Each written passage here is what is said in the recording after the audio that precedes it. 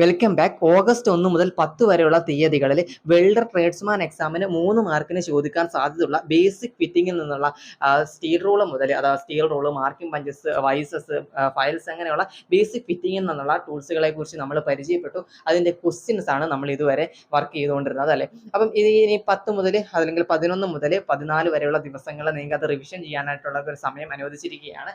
അപ്പോൾ പഠിച്ചെത്താത്തവർ അതിലേക്ക് പഠിച്ചെത്താനും ആ ഒരു സമയം യൂട്ടിലൈസ് ചെയ്യുക. ദെൻ 15-ാം തീയതി മുതൽ നമ്മൾ എന്ത് ചെയ്യാനായിട്ട് പോകുന്നതാണ്, വെൽഡറിന്റെ A to Z സ്റ്റാർട്ടിങ് മുതൽ എൻഡിങ് വരെ കവർ ചെയ്യാൻ പോവുകയാണ്. അതുകൊണ്ട് തന്നെ ഇതൊക്കെ ആർക്കൊക്കെ യൂസ്ഫുൾ ആകുമെന്ന് വെച്ച് കഴിഞ്ഞാൽ വെൽഡറിന്റെ ഏത് എക്സാംസിനും പ്രിപ്പയർ ചെയ്യുന്നവർക്ക് IT ലെവലിലെ ഏത് എക്സാംസിനും ഇത് വളരെയധികം യൂസ്ഫുൾ ആണ്. ബേസിക് ആയിട്ടുള്ള ക്വസ്റ്റ്യൻസ് ആയിരിക്കും. ബേസിക് ക്വസ്റ്റ്യൻസ് എന്ന് പറഞ്ഞു കഴിഞ്ഞാൽ ആ ഒരു ടെക്സ്റ്റിന്റെ ആ ഒരു പേജ് വായിച്ചു കഴിഞ്ഞാൽ അതിൽ നിന്ന് ആൻസർ ചെയ്യാൻ പറ്റും. അത്രേ ഉള്ളൂ. അതായത് ഓരോ ദിവസവും നമ്മുടെ യൂട്യൂബ് ക്ലാസ്സസ് എന്ന് പറയുന്നത് നിങ്ങൾക്ക് മനസ്സിലാകും, വളരെ ചെറിയ ചെറിയ ടോപ്പിക്കുകളാണ്. ഇപ്പം ലൈക്ക് 2 പേജോ 3 പേജോ 4 പേജസ് ഒക്കെ ഉണ്ടാവുള്ളൂ. സോ ആ 4 പേജസിനെ ബേസ് ചെയ്തുകൊണ്ടുള്ള 10 ചോദ്യങ്ങളാണ്.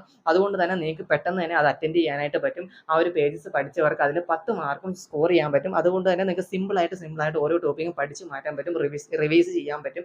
ഏതെങ്കിലും ഡൗട്ടുകൾ ഉണ്ടെന്നുണ്ടെങ്കിൽ, ക്വസ്റ്റ്യൻസ് എങ്ങനെയാണെന്നുണ്ടെങ്കിൽ നിങ്ങൾക്ക് ജസ്റ്റ് ചെക്കൗട്ട് ചെയ്ത് നോക്കാം. ടെലഗ്രാം ഗ്രൂപ്പിൽ ജോയിൻ ചെയ്തിട്ട് ഒരു പെയ്ഡ് ഗ്രൂപ്പിന്റെ തന്നെ ഡെമോ ആയിട്ടുള്ള ഒരു ഗ്രൂപ്പ് ഉണ്ട്. അതിൽ ലാസ്റ്റുള്ള ക്വസ്റ്റ്യൻസ് വർക്കൗട്ട് ചെയ്ത് കഴിഞ്ഞാൽ ഇതുവരെയുള്ള ക്വസ്റ്റ്യൻസ് നിങ്ങൾക്ക് കാണാനായിട്ട് പറ്റും.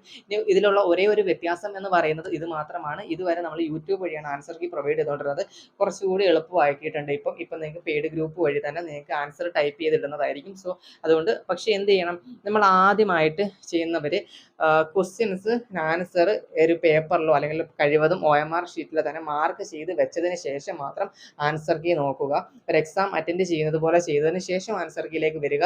അതല്ലാതെ മൈൻഡിൽ ആൻസർ കാൽക്കുലേറ്റ് ചെയ്ത് വെച്ചോ അല്ലെങ്കിൽ ഇതായിരിക്കും ആൻസർ എന്ന് ചിന്തിച്ച് വെച്ചുകൊണ്ടോ അങ്ങനെയൊന്നും ചെയ്യാൻ പാടില്ല. ബിക്കോസ് അതത്ര എഫക്റ്റീവ് ആയിരിക്കുകയില്ല. ഏതാണെന്ന് കൃത്യമായിട്ട് എഴുതി വെക്കുക. ദെൻ അതിനുശേഷം ആൻസർ കീ നോക്കുക. അപ്പോൾ മാത്രമേ നമ്മുടെ തെറ്റ് നമുക്ക് മനസ്സിലാക്കാനും നമുക്ക് ഇനിയും ഇമ്പ്രൂവ്മെന്റ് വരുത്തണമെന്ന് അറിയാനും സാധിക്കുകയുള്ളൂ. ഓക്കെ, സോ അതുകൊണ്ട് അതുകൂടി ശ്രദ്ധിക്കുക. ഇനിയും ജോയിൻ ചെയ്യാത്തവരുണ്ടെന്നുണ്ടെങ്കിൽ നമ്മുടെ വാട്സാപ്പ് മെസ്സേജ് ചെയ്യുക. ഈ ഒരു നമ്പറിലേക്ക് മെസ്സേജ് ചെയ്യുക, വെൽഡർ എന്ന് മെസ്സേജ് ചെയ്താൽ മതി. Okay, thank you.